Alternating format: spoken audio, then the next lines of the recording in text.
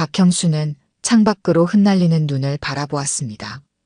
강원도 정선의 깊은 산골 마을, 이곳에서 그의 삶은 정체된 물처럼 고여 있었습니다.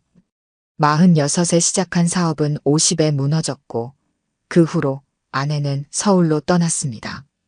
남은 것은 고향집과 한쪽 귀에서 들리는 이명뿐이었죠. 아빠. 형수는 고개를 획 돌렸습니다. 아무도 없었어요. 형수는 다시 한숨을 내쉬었습니다. 귀에서 들리는 소리는 점점 더 선명해졌습니다. 처음에는 바람 소리인 줄 알았습니다. 그러나 점차 어린 소녀의 목소리로 변해갔습니다. 마치 딸 소영이가 부르는 것처럼 말이죠. 정신 차려, 형수야. 형수는 자신의 뺨을 철썩 쳤습니다. 소영이가 사라진 지도 벌써 20년이 지났습니다. 그날 이후 형수의 삶은 완전히 달라졌어요. 아내와의 관계는 금이 가기 시작했고 결국 별거로 이어졌습니다. 어떤 날은 아내가 미친 듯이 산을 헤매며 소영이를 찾았고 어떤 날은 형수가 경찰서를 찾아가 딸의 수색을 독촉했습니다. 하지만 결국 헛된 노력이었죠. 바깥은 점점 더 어두워졌습니다. 창가에 쌓인 눈은 이미 창틀을 덮고 있었고 라디오에서는 기록적인 한파가 몰아칠 거라는 예보가 흘러나왔어요. 형수는 침대에 누워 눈을 감았습니다. 또다시 그 꿈이 찾아왔습니다. 눈 덮인 산자락, 형수는 맨손으로 눈을 파헤치고 있었습니다. 손가락이 얼어붙어 감각이 없어도 형수는 계속해서 눈을 파냈어요. 그리고 무언가를 발견했습니다. 작은 손, 차가운 손. 형수는 소리를 지르며 눈을 떴습니다. 이마에는 식은 땀이 맺혀 있었고 심장은 미친 듯이 뛰고 있었어요. 벌써 새벽 4시였습니다. 형수는 일어나 물을 한 잔 마셨습니다. 거실 창문 너머로 눈은 여전히 내리고 있었습니다. 또 그 꿈이구나. 형수는 한숨을 내쉬었습니다. 최근 들어 매일 밤 같은 꿈을 꾸었어요. 형수는 옷을 갈아입고 집을 나섰습니다. 새벽인데도 눈이 내리는 마을길을 걷고 싶었습니다. 마음 한구석이 답답했거든요. 바람은 매섭게 불었고 눈은 그의 얼굴을 때렸습니다. 마을은 고요했습니다. 이제는 노인들만 남은 이 마을에서 새벽에 깨어있는 사람은 형수뿐이었을 거예요. 형수는 무작정 걸었습니다. 그러다 낯선 골목에 들어섰어요. 그곳에서 형수는 이상한 간판을 발견했습니다. 낡은 나무 판자에 쓰여진 글씨. 신령님이 잊힌 이름을 알려드립니다. 월화당. 간판 아래에는 불빛이 새어나왔습니다. 형수는 이상하게 끌렸어요. 발걸음은 자연스럽게 그곳으로 향했습니다. 문 앞에 서자 심장이 빠르게 뛰었어요. 형수는 문을 두드렸습니다. 들어오세요. 형수는 조심스럽게 문을 열었습니다. 무슨 힘에 이끌린 것처럼 형수는 그 낯선 집 안으로 발을 내디뎠습니다. 방 안은 생각보다 따뜻했습니다. 작은 난로 하나가 방 한가운데서 불꽃을 피우고 있었어요. 방은 허름했습니다. 오래된 벽지는 군데군데 찢어져 있었고 천장에는 물자국이 선명했습니다. 마치 오랫동안 사람이 살지 않았던 폐가처럼 보였죠. 그러나 방 구석에 앉아있는 사람은 이 집의 분위기와는 전혀 달랐습니다. 젊은 여자였어요. 20살 남짓으로 보이는 여자는 검은 머리카락을 단정하게 묶고 있었습니다. 민소매 원피스를 입고 있었는데 한겨울에 추워 보이지 않았어요. 그녀는 형수를 바라보았습니다. 두 눈이 마주쳤습니다. 형수는 그 자리에 얼어붙었어요. 그녀의 눈은 어딘가 익숙했습니다. 아니, 그보다 더 이상한 감정이 밀려왔어요. 마치 오랜 시간 찾아 헤매던 무언가를 발견한 것 같은 느낌이었습니다. 아버지, 이제야 오셨네요. 그녀의 목소리가 형수의 귀를 파고들었습니다. 그 순간 형수의 온몸이 굳었어요. 목소리였습니다. 그 목소리가 최근 귓가에서 들리던 바로 그 목소리였어요. 누구십니까? 형수의 목소리는 떨렸습니다. 손도 마찬가지였어요. 무당으로 보이는 이 젊은 여자는 자리에서 일어났습니다. 키는 작았습니다. 형수의 어깨쯤 되는 키였어요. 그녀는 천천히 형수에게 다가왔습니다. 그날 왜 절 불러주지 않았어요? 형수는 뒤로 한 걸음 물러났습니다. 무당의 눈에는 눈물이 고여 있었어요. 그리고 그 모습은 형수를 더욱 혼란스럽게 만들었습니다. 무슨 말씀을 하시는 건지. 저는 당신을 처음 뵀는데요. 형수가 말했습니다. 하지만 목소리에는 확신이 없었어요. 무언가 이상했습니다. 이 낯선 여자가, 아니, 무당이 자신을 아버지라고 부른 이유가 있었을 터였습니다. 20년 전 정선에서 아이를 잃으셨죠? 무당의 말에 형수는 숨을 들이켰습니다. 아무도 모르는 이야기였습니다. 이 깊은 산골 마을에 온 지 얼마 되지 않았고 옛 이야기를 꺼낸 적도 없었어요. 게다가 이 젊은 무당은 그 사건이 일어났을 때 태어나지도 않았을 나이였습니다. 어떻게? 형수의 말이 채 끝나기도 전에 무당은 말했습니다. 소영이. 제 이름이 소영이에요. 형수는 그 자리에 주저앉았습니다. 다리에 힘이 빠졌어요. 눈앞이 캄캄해졌습니다. 귀에서는 윙윙거리는 소리가 들려왔어요. 무당은 형수 옆에 무릎을 꿇고 앉았습니다. 아버지, 괜찮으세요? 무당은 형수의 어깨를 잡았습니다. 그 손길이 닿는 순간 형수는 그녀의 손을 뿌리쳤어요. 이게 무슨 장난이요? 형수는 소리쳤습니다. 눈에서는 눈물이 흘러내렸어요. 분노와 슬픔, 그리고 혼란이 뒤섞인 감정이었습니다. 장난이 아니에요. 제가 소영이에요. 아빠가 그날 절 데리고 나가서 눈 속에서 무당의 목소리가 흔들렸습니다. 형수는 자리에서 벌떡 일어났어요. 머릿속이 하얗게 변했습니다. 그날의 기억이 물밀듯이 밀려왔어요. 눈보라가 치던 날, 아내와의 다툼, 그리고 혼자 산으로 향했던 발걸음. 거짓말이야. 형수는 중얼거렸습니다. 하지만 그의 목소리에는 확신이 없었어요. 진실을 마주하고 싶지 않았기 때문이었습니다. 죄송해요, 아버지. 놀라게 해드릴 생각은 없었어요. 하지만 이제는 알려드려야 할 것 같았어요. 무당은 형수에게 다가왔습니다. 그 모습이 정말 소영이와 닮아 있었어요. 눈매, 코, 그리고 입술 모양까지. 하지만 있을 수 없는 일이었습니다. 소영이는 그날 사라졌고 찾지 못했거든요.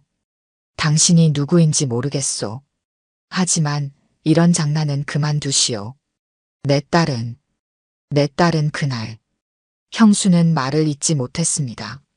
무당은 슬프게 미소 지었어요. 아버지가 믿기 힘들다는 거 알아요. 내일 다시 오세요. 그때 제가 증명해 드릴게요. 형수는 아무 말도 하지 못한 채 점집을 나왔습니다. 바깥은 여전히 눈보라가 몰아치고 있었습니다. 형수는 눈발을 맞으며 집으로 돌아갔어요. 머릿속은 혼란스러웠고 가슴은 무거웠습니다. 다음 날 아침 형수는 서울행 버스에 몸을 실었습니다. 머릿속에는 어젯밤의 일이 가득했어요. 무당의 얼굴이 자꾸만 떠올랐습니다. 소영이와 너무나 닮았습니다. 하지만 있을 수 없는 일이었죠. 소영이는 그날 사라졌고 경찰도 수색을 포기했었습니다. 버스는 서울로 향했습니다. 창밖으로 눈 덮인 산과 들이 빠르게 지나갔어요. 형수는 눈을 감았습니다. 마음은 이미 서울 용산구의 작은 아파트에 가 있었어요. 그곳에는 아내 김미자가 살고 있었습니다. 버스가 서울에 도착했을 때는 이미 저녁이었습니다. 형수는 곧장 미자의 아파트로 향했어요. 벨을 누르자 잠시 후 문이 열렸습니다. 미자는 형수를 보고 놀란 표정을 지었습니다. 왜 왔어요? 미자의 목소리는 차가웠습니다. 눈빛도 마찬가지였어요. 한때는 사랑으로 가득했던 그 눈이 이제는 형수를 향해 경계심만 담고 있었습니다. 얘기할 게 있어서요. 형수가 말했습니다. 미자는 잠시 망설이다 문을 활짝 열었어요. 형수는 집 안으로 들어갔습니다. 집 안은 깔끔했습니다.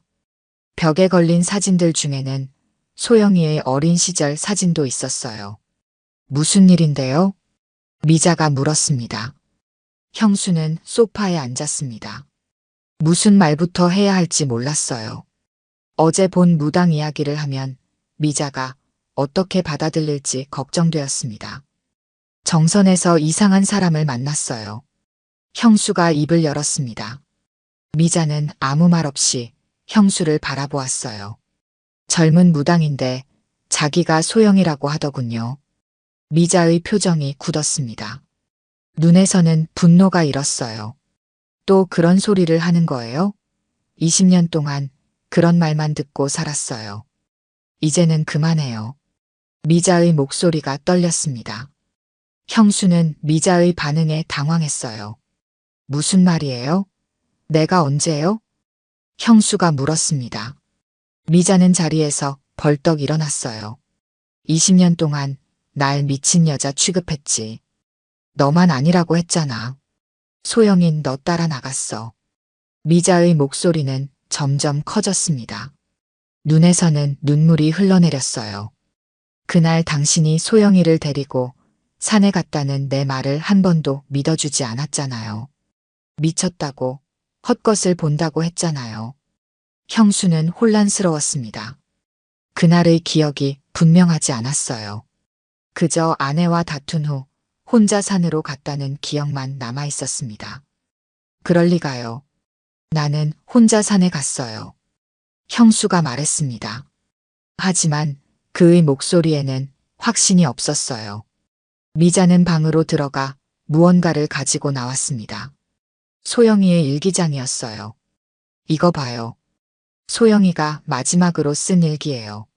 미자가 일기장을 펼쳤습니다. 마지막 페이지에는 소영이의 글씨로 이렇게 적혀 있었어요. 오늘 엄마 아빠가 또 싸웠다. 아빠가 화가 나서 산에 간다고 했다. 나도 따라갈 거다. 아빠 혼자 가면 너무 외로울 것 같아서. 형수는 일기장을 바라보았습니다. 가슴이 찢어지는 듯한 아픔이 밀려왔어요. 그리고 그 순간 기억의 조각들이 하나둘 맞춰지기 시작했습니다. 아내와의 싸움 후 소영이가 형수의 방에 찾아와 아빠 나도 같이 갈래라고 말했던 것. 형수가 화가 나서 조용히 좀 해라고 소리친 것. 그리고 산으로 향하던 도중 뒤에서 들리던 발자국 소리. 기억이 나요? 미자가 물었습니다. 형수는 말없이 고개를 끄덕였어요. 눈에서는 눈물이 흘러내렸습니다. 소영이가 당신을 따라갔어요. 그리고 돌아오지 않았죠. 미자의 말에 형수는 몸을 떨었습니다. 그동안 부정하고 싶었던 진실이 그를 덮쳤어요. 기억이 안 났어요. 정말로 기억이 안 났어요. 형수가 중얼거렸습니다. 미자는 고개를 저었어요. 20년 동안 매일 밤 같은 악몽을 꾸면서도 기억이 안 났다고요? 미자의 말이 형수의 가슴을 찔렀습니다. 형수는 그 자리에 주저앉았어요. 그리고 그날의 기억이 완전히 되살아났습니다. 정선으로 돌아오는 버스 안, 형수는 창밖을 바라보았습니다. 서울에서의 하룻밤이 그를 완전히 변화시켰어요. 미자와 함께 오래된 사진첩을 펼쳐보며 형수는 그날의 기억을 하나하나 되살렸습니다. 소영이가 빨간 패딩 점퍼를 입고 형수 뒤를 따라 나섰던 일, 눈보라가 시작되자 형수가 뒤도 돌아보지 않고 빠르게 걸었던 일, 그리고 산에서 내려올 때 소영이가 보이지 않아 혼자 집에 돌아왔던 일까지. 버스가 정선에 도착했을 때는 이미 해가 저물고 있었습니다. 형수는 곧장 그 골목으로 향했어요. 월화당이라는 간판이 있던 그곳으로. 골목은 어제와 같았습니다. 눈은 여전히 쌓여 있었고 간판도 그대로였어요. 형수는 문을 두드렸습니다. 들어오세요. 익숙한 목소리가 들렸습니다. 형수는 문을 열고 들어갔어요. 무당은 어제와 같은 자리에 앉아 있었습니다. 하지만 오늘은 달랐어요. 형수의 눈에는 소영이의 모습이 더욱 선명하게 보였습니다. 어제보다 편안해 보이시네요, 아버지. 무당이 말했습니다. 형수는 무당 앞에 앉았어요. 당신이 정말 소영이라는 증거가 있소? 형수가 물었습니다. 무당은 미소를 지었어요. 제 왼쪽 귀 뒤에 작은 점이 있어요. 소영이한테도 있었죠. 형수의 눈이 커졌습니다. 소영이의 귀 뒤점은 가족들만 아는 비밀이었어요. 무당은 머리카락을 넘겨 왼쪽 귀를 보여주었습니다. 그곳에는 분명 작은 점이 있었어요. 그리고 소영이는 떡볶이를 먹을 때 항상 어금니로만 씹었어요. 이가 약해서 앞니로 씹으면 아팠거든요. 형수는 무당의 말에 놀랐습니다. 그 사실도 가족들만 알고 있었어요. 그리고 아빠가 회사에서 늦게 오는 날이면 소영이는 항상 현관문 앞에서 잠들어 있었죠. 무당의 말 한마디 한마디가 형수의 마음을 흔들었습니다. 누구도 알 수 없는 소영이의 습관들이었어요. 어떻게 이런 일이? 형수가 중얼거렸습니다. 무당은 고개를 숙였어요. 저도 모르겠어요. 어느 날 갑자기 모든 기억이 돌아왔어요. 소영이의 기억이. 무당의 목소리는 진심으로 들렸습니다. 형수는 혼란스러웠어요. 이런 일이 어떻게 가능한지 이해할 수 없었습니다. 그날, 정말 내가 너를 데리고 갔던 거니? 형수가 물었습니다. 무당은 고개를 끄덕였어요. 네. 아버지가 화가 나서 집을 나가실 때 소영이는 따라 나섰어요. 처음에는 아버지도 알고 계셨어요. 하지만 눈보라가 심해지고 아버지가 빨리 걸으시자 소영이는 뒤처졌죠. 무당의 설명에 형수의 기억이 더욱 선명해졌습니다. 그날의 장면들이 하나둘 떠올랐어요. 아버지는 계속 앞만 보고 걸으셨어요. 소영이는 아버지를 부르려고 했지만 목소리가 바람에 묻혔죠. 그리고 눈이 너무 많이 와서 길을 잃었어요. 무당의 말에 형수의 눈에서 눈물이 흘러내렸습니다. 그동안 부정하고 싶었던 진실이었어요. 소영이는 추위에 떨며 산속을 헤맸어요. 점점 더 추워졌고 결국 무당은 말을 멈추었습니다. 형수는 더 이상 듣고 싶지 않았어요. 거짓말 마. 넌 누구야? 왜 내 딸인 척하는 거야? 형수가 소리쳤습니다. 무당은 슬픈 눈으로 형수를 바라보았어요. 아버지는 그날 산에서 내 등을 봤어요. 그냥 외면했죠. 돌아보지 않고 그냥 가셨어요. 무당의 말이 형수의 가슴을 찔렀습니다. 그날 산에서 내려올 때 형수는 정말 뒤를 돌아본 적이 없었어요. 그럴 리가. 형수가 떨리는 목소리로 말했습니다. 무당은 형수의 손을 잡았어요. 괜찮아요, 아버지. 그래도 용서하고 싶어요. 그러니까 날 찾아온 거잖아요. 무당의 손은 따뜻했습니다. 마치 어린 소영이의 손처럼 작고 부드러웠어요. 형수는 더 이상 부정할 수 없었습니다. 이 무당이 소영이일 수는 없지만 소영이의 모든 것을 알고 있었습니다. 소영아, 정말 미안하다. 형수의 목소리가 떨렸습니다. 무당은 미소를 지었어요. 아버지, 제가 보여드릴 게 있어요. 내일 아침에 산에 가요. 무당의 제안에 형수는 고개를 끄덕였습니다. 그리고 그날 밤 형수는 오랜만에 악몽 없이 잠을 잤어요. 이른 아침 형수와 무당은 함께 산으로 향했습니다. 하늘은 맑았고 눈은 그쳤지만 산길은 여전히 눈으로 덮여 있었어요. 무당은 앞장서서 걸었습니다. 그녀는 마치 이 길을 수없이 걸어본 것처럼 익숙하게 길을 찾아갔습니다. 많이 변했어요. 20년 전보다 나무들이 더 커졌네요. 무당이 말했습니다. 형수는 묵묵히 그녀를 따라갔어요. 그들은 산 중턱에 이르렀습니다. 그곳에는 작은 정자가 하나 있었고 그 옆에는 큰 바위가 자리하고 있었어요. 여기에요. 무당이 바위 앞에 멈춰 섰습니다. 형수도 걸음을 멈췄어요. 무당은 바위 옆의 눈을 가리켰습니다. 이 밑에요. 형수는 무당이 가리킨 곳을 바라보았습니다. 그곳은 평범한 눈밭처럼 보였어요. 하지만 무당의 확신에 찬 목소리에 형수는 주머니에서 작은 삽을 꺼냈습니다. 무당의 말을 따라 준비해온 것이었어요. 정말 여기에 뭐가 있는 거니? 형수가 물었습니다. 무당은 고개를 끄덕였어요. 파보세요. 형수는 삽으로 눈을 파기 시작했습니다. 눈은 생각보다 깊게 쌓여 있었어요. 그래도 형수는 계속해서 삽을 움직였습니다.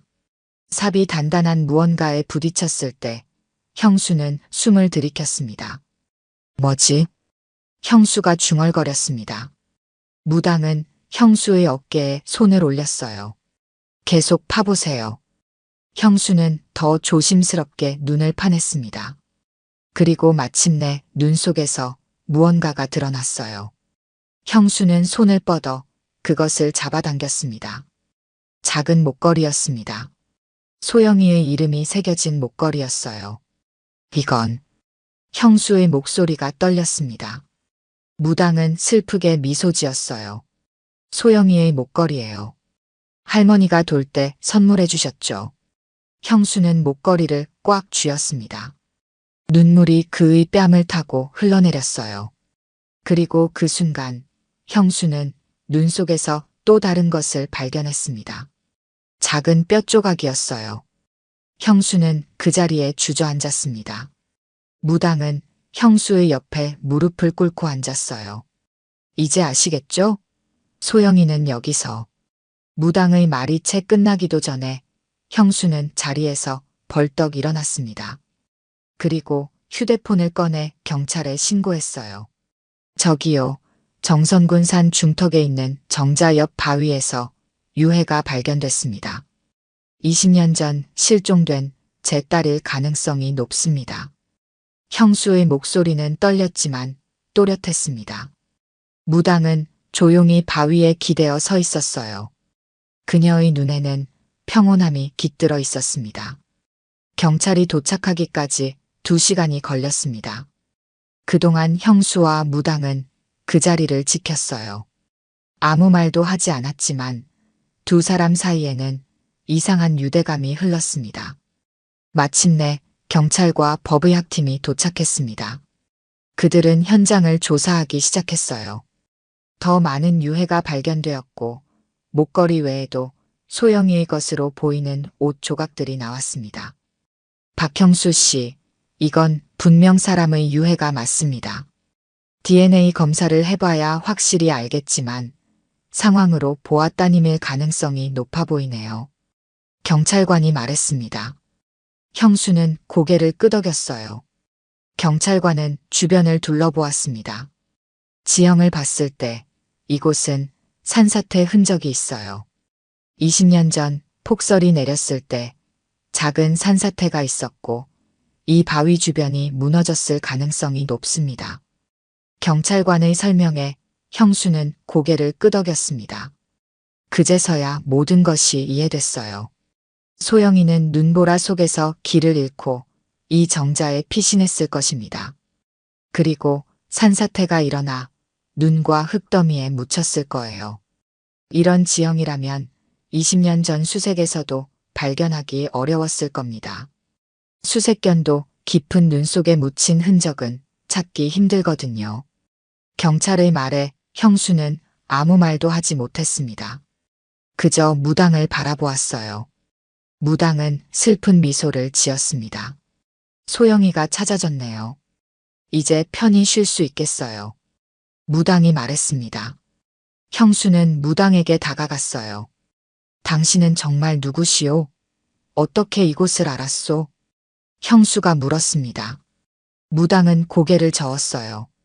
중요한 건 소영이를 찾은 거예요. 이제 집에 가세요, 아버지. 아내도 이 소식을 알아야 할 테니까요. 무당은 그렇게 말하고 천천히 산을 내려가기 시작했습니다. 형수는 그녀를 따라가려 했지만 경찰이 형수를 붙잡았어요. 박형수 씨, 몇 가지 진술을 받아야 합니다. 형수는 멈춰섰습니다. 그리고 고개를 돌려 무당이 사라지는 모습을 바라보았어요. 갑자기 그녀의 모습이 눈 속으로 녹아드는 것처럼 보였습니다. 경찰 조사가 끝난 후 형수는 마을로 내려왔습니다. 해는 이미 서쪽으로 기울고 있었습니다. 형수의 발걸음은 무거웠지만 마음은 이상하게 가벼웠습니다. 20년 동안 풀리지 않았던 의문이 마침내 해결되었기 때문이었습니다. 소영이는 그날 눈보라 속에서 길을 잃고 정자에 피신했다가 산사태에 휘말려 눈더미에 갇혔던 것입니다. 형수가 그녀를 버리지 않았다는 사실이 그를 위로했습니다. 하지만 동시에 뒤를 돌아보지 않고 앞만 보고 걸었던 자신에 대한 후회도 밀려왔습니다. 형수는 점집으로 향했습니다. 그 신비로운 무당에게 감사 인사를 전하고 싶었습니다. 어떻게 그녀가 소영이의 유해가 있는 곳을 알았는지 여전히 의문이었지만 그녀 덕분에 마침내 진실을 알게 되었습니다. 골목에 접어들자 형수는 이상함을 느꼈습니다. 월화당 간판이 보이지 않았습니다. 형수는 걸음을 재촉했습니다. 그리고 마침내 점집이 있던 자리에 도착했을 때 형수는 충격에 말을 잃었습니다. 점집은 사라졌습니다. 그곳에는 오래된 폐가만 남아 있었습니다. 벽은 군데군데 무너졌고 지붕은 내려앉았습니다. 마치 수십 년 동안 사람이 살지 않은 것처럼 보였습니다. 현관문은 녹슬어 거의 떨어져 나갈 것 같았고 창문은 깨진 채 방치되어 있었습니다. 이럴 수가 없습니다. 형수가 중얼거렸습니다. 어제까지만 해도 이곳에는 분명 점집이 있었습니다. 작은 난로에서는 불이 피어올랐고 젊은 무당이 앉아 있었습니다. 형수는 용기를 내어 폐가 안으로 들어갔습니다. 내부는 더욱 처참했습니다. 천장에서는 물이 뚝뚝 떨어졌고 쥐들이 여기저기서 움직이는 소리가 들렸습니다. 그러나 방 한 구석에서 형수는 작은 물건을 발견했습니다. 그것은 인형이었습니다. 소영이가 어릴 적 늘 끌어안고 다니던 토끼 인형이었습니다. 형수는 떨리는 손으로 인형을 집어들었습니다.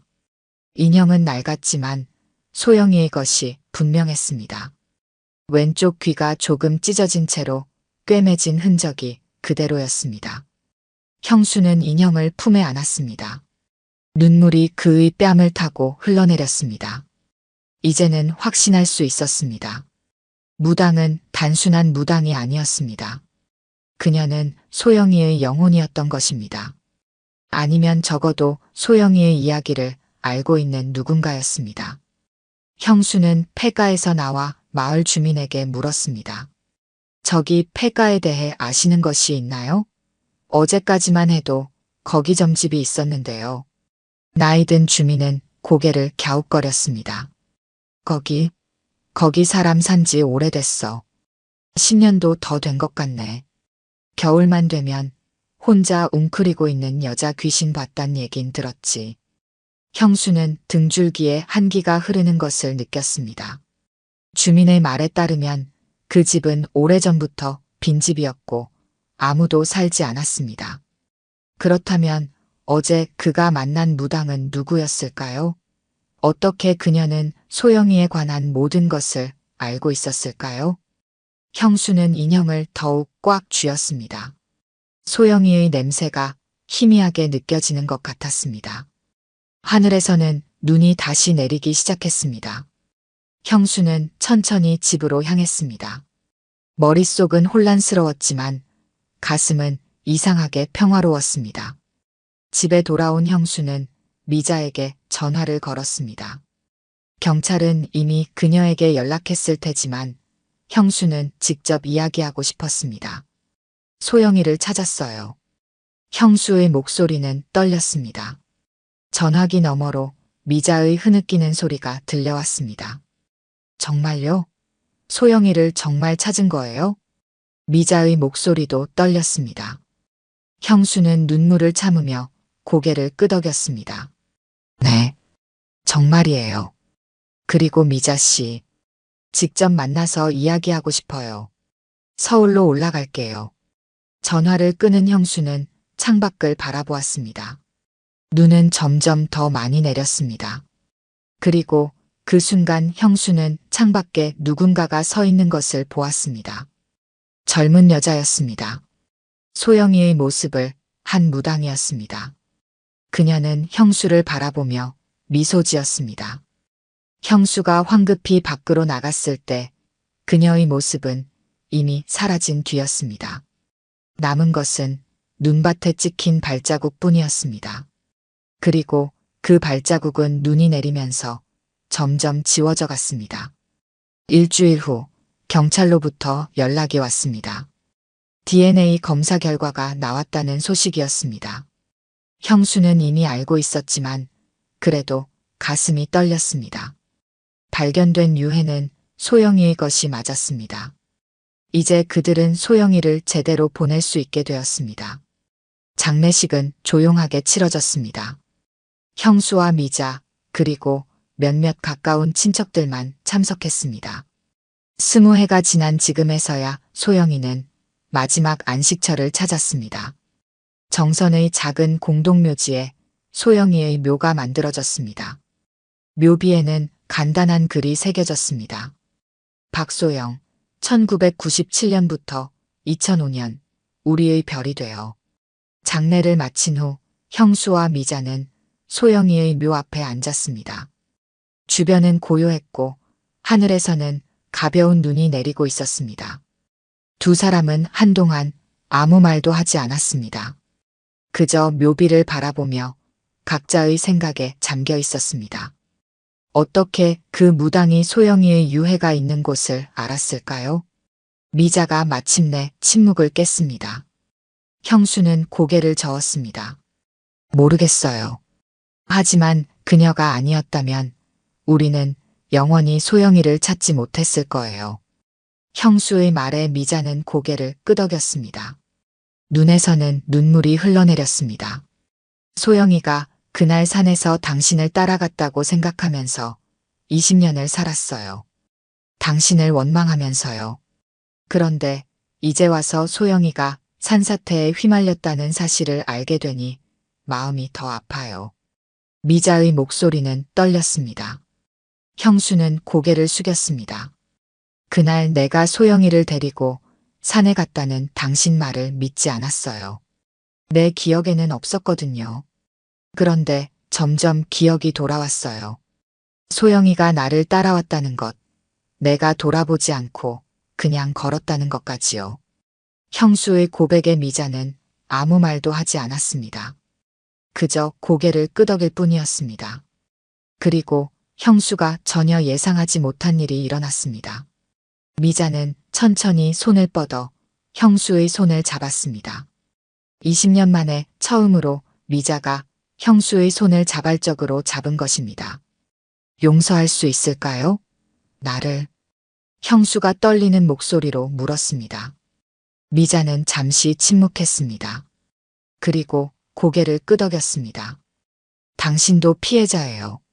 당신은 그날의 기억을 잊었고 나는 그 기억에 갇혀 살았어요.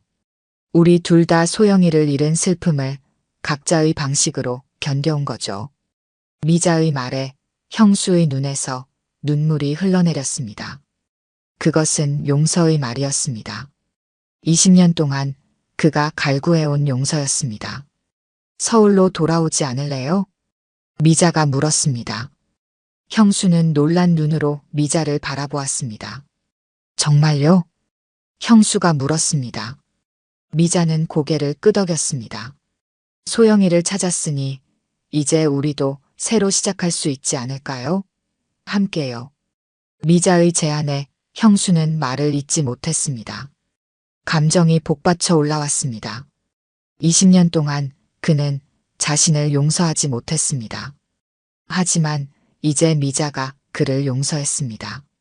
그것은 형수에게 새로운 시작의 가능성을 열어주었습니다. 네, 돌아갈게요. 함께 다시 시작해요. 형수가 마침내 대답했습니다. 미자는 미소를 지었습니다. 그것은 20년 만에 형수가 보는 미자의 진짜 미소였습니다. 두 사람은 함께 자리에서 일어났습니다. 그리고 형수는 소영이의 묘비 앞에 무릎을 꿇었습니다. 소영아, 미안하다. 아빠가 너를 제대로 지키지 못했구나. 하지만 이제 아빠가 너를 잊지 않을게. 그리고 너의 이름을 영원히 기억할게. 형수의 목소리는 떨렸지만 또렷했습니다. 그는 주머니에서 토끼 인형을 꺼내 묘비 앞에 놓았습니다. 소영이가 항상 가지고 다니던 그 인형을 이제 소영이에게 돌려주는 것입니다. 미자는 형수의 어깨에 손을 올렸습니다. 두 사람은 마지막으로 소영이의 묘를 바라보았습니다. 그리고 함께 묘지를 나섰습니다. 하늘에서는 여전히 눈이 내리고 있었지만 두 사람의 마음에는 작은 빛이 피어나기 시작했습니다. 소영이를 찾은 슬픔 속에서 그들은 서로를 다시 찾았습니다. 그것은 작은 기적이었습니다. 아마도 소영이가 그들에게 선물한 마지막 선물이었을 것입니다. 이듬해 봄, 형수와 미자는 다시 정선을 찾았습니다. 서울로 돌아간 이후 두 사람은 서로를 알아가는 시간을 가졌습니다. 형수는 서울에서 작은 가게를 열었고 미자는 여전히 초등학교에서 아이들을 가르쳤습니다. 그들의 관계는 천천히 하지만 확실하게 회복되어 갔습니다. 이제 그들은 소영이의 첫 번째 기일을 맞아 함께 정선에 온 것입니다.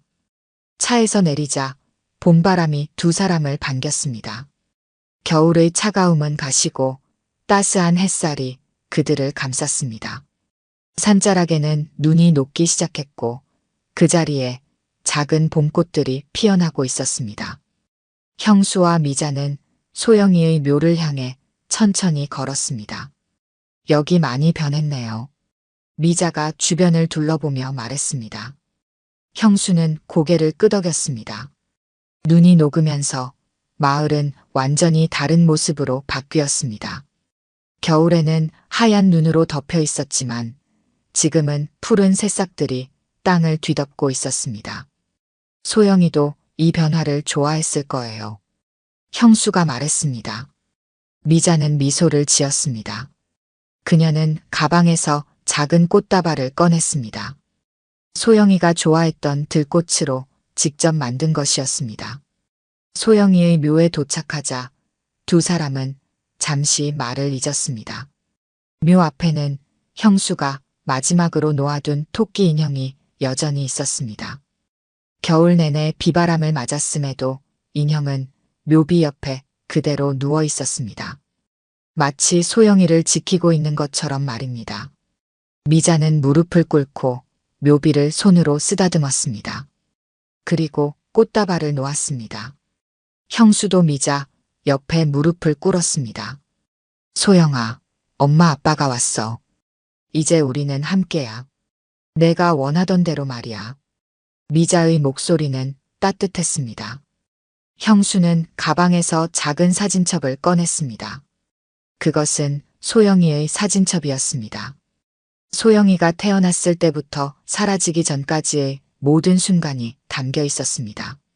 소영아, 아빠가 이 사진들을 정리했어. 정말 행복했던 순간들이 많았구나. 형수가 사진첩을 펼쳤습니다. 첫 페이지에는 갓 태어난 소영이의 모습이 있었습니다. 그 옆에는 형수와 미자가 환하게 웃고 있었습니다. 그 시절에는 그들의 미래가 얼마나 밝아 보였는지 모릅니다. 이 사진 기억나요? 소영이 돌잔치 때 찍은 거예요. 미자가 한 장의 사진을 가리켰습니다. 형수는 미소를 지었습니다. 사진 속 소영이는 돌복을 입고 환하게 웃고 있었습니다. 그리고 그 옆에는 형수와 미자가 행복한 표정으로 서 있었습니다. 소영이가 연필을 집어서 모두가 놀랐었죠. 우리 딸이 공부를 잘할 거라고 좋아했었는데. 형수가 말했습니다. 미자는 눈물을 닦았습니다. 그것은 슬픈 눈물이 아니라 소중한 추억을 떠올리며 흘리는 행복한 눈물이었습니다. 두 사람은 천천히 사진첩의 페이지를 넘겼습니다. 소영이의 첫 걸음마, 첫 유치원 등원, 첫 생일 파티. 그 모든 순간들이 이제는 소중한 추억이 되었습니다. 형수와 미자는 소영이의 짧았던 생애를 함께 되돌아보았습니다. 마지막 페이지에는 소영이가 사라지기 하루 전 찍은 사진이 있었습니다. 소영이는 빨간 패딩 점퍼를 입고 환하게 웃고 있었습니다. 그 웃음은 너무나 순수하고 행복해 보였습니다. 소영이 덕분에 우리가 다시 만났네요. 미자가 형수를 바라보며 말했습니다. 형수는 고개를 끄덕였습니다. 그리고 미자의 손을 잡았습니다. 그날 외면한 건 너도 나도 아니었어요. 그냥 내가 너무 약했어요. 소영이를 제대로 찾지 못했고 당신의 말을 믿지 못했어요. 형수의 고백에 미자는 형수의 손을 꽉 잡았습니다. 그리고 고개를 저었습니다. 우리 모두 실수했어요. 하지만 이제는 서로를 용서하고 앞으로 나아갈 시간이에요. 소영이도 그것을 원할 거예요. 미자의 말에 형수는 고개를 끄덕였습니다. 그는 묘비를 바라보았습니다. 햇살이 묘비에 반사되어 마치 소영이가 미소 짓고 있는 것처럼 보였습니다. 형수는 사진첩을 묘비 앞에 조심스럽게 놓았습니다. 그리고 토끼 인형을 집어들었습니다. 인형은 겨울 내내 밖에 있었지만 이상하게도 손상되지 않았습니다. 마치 누군가가 잘 보살핀 것처럼 깨끗했습니다. 이 인형을 우리가 가져가도 괜찮을까요? 소영이의 흔적을 조금이라도 간직하고 싶어서요. 형수가 미자에게 물었습니다. 미자는 미소를 지으며 고개를 끄덕였습니다. 형수는 인형을 조심스럽게 가방에 넣었습니다. 두 사람은 자리에서 일어났습니다. 그리고 마지막으로 소영이의 묘를 바라보았습니다. 바람이 불어와 미자의 머리카락을 날렸습니다. 그 순간 형수는 이상한 느낌을 받았습니다. 마치 소영이가 그들 곁에 있는 것 같았습니다. 저기요. 낯선 목소리가 들렸습니다. 형수와 미자는 뒤를 돌아보았습니다. 묘지 입구에 노인 한 명이 서 있었습니다. 혹시 저번 겨울에 월화당을 찾으셨던 분이신가요? 노인이 형수에게 물었습니다. 형수는 놀란 눈으로 노인을 바라보았습니다. 네, 맞습니다만. 어떻게 하셨죠? 형수가 물었습니다. 노인은 미소를 지었습니다. 제가 그 근처에 살거든요. 젊은 무당이 당신을 기다리고 있다고 했어요. 그런데 당신이 오니까 사라졌대요. 이것을 당신에게 전해달라고 했어요. 노인은 작은 편지 봉투를 형수에게 건넸습니다. 형수는 떨리는 손으로 봉투를 받았습니다. 봉투에는 이름이 적혀 있지 않았습니다. 그 무당은 어디로 간 거죠? 미자가 물었습니다. 노인은 고개를 저었습니다. 모르겠어요. 그냥 용무가 끝났다고 하더군요. 이제 평화롭게 쉴 수 있을 것 같다고요. 노인의 말에 형수와 미자는 서로를 바라보았습니다. 노인은 고개를 숙여 인사한 후 천천히 걸어갔습니다. 형수는 봉투를 열었습니다. 그 안에는 작은 종이 한 장이 들어 있었습니다. 종이에는 서툰 글씨로 이렇게 적혀 있었습니다. 아빠, 엄마, 이제 걱정하지 마세요. 저는 괜찮아요. 두 분이 다시 함께하는 모습을 보니 정말 행복해요. 영원히 사랑해요. 편지에는 서명이 없었습니다. 하지만 형수와 미자는 누가 썼는지 알았습니다. 미자는 형수의 어깨에 기대었습니다. 형수는 미자를 안아주었습니다. 둘의 눈에서는 눈물이 흘러내렸습니다. 하지만 그것은 슬픈 눈물이 아니었습니다. 하늘에서는 봄비가 내리기 시작했습니다. 그 비는 마지막 눈을 녹이고 새로운 생명을 깨우는 비였습니다. 형수와 미자는 묘지를 떠났습니다. 그들의 발걸음은 이제 과거가 아닌 미래를 향하고 있었습니다. 카메라는 천천히 두 사람의 모습에서 멀어졌습니다. 그리고 하늘에서 봄비가 내리는 모습으로 전환되었습니다. 봄비는 눈을 녹이고 그 자리에 새로운 꽃들이 피어났습니다. 마치 새로운 시작을 알리는 것처럼 말입니다. 그리고 화면은 서서히 하얀색으로 변해갔습니다. 마치 눈처럼 순수한 하얀색으로 말입니다. 오늘 들려드린 이야기가 여러분의 마음에 작은 울림이 되었기를 바랍니다. 이야기가 좋으셨다면 좋아요와 구독 부탁드려요. 다음 사연을 들려드리는데 큰 힘이 된답니다. 그리고 여러분의 이야기도 댓글로 들려주세요. 다음 이야기 때 또 뵙겠습니다.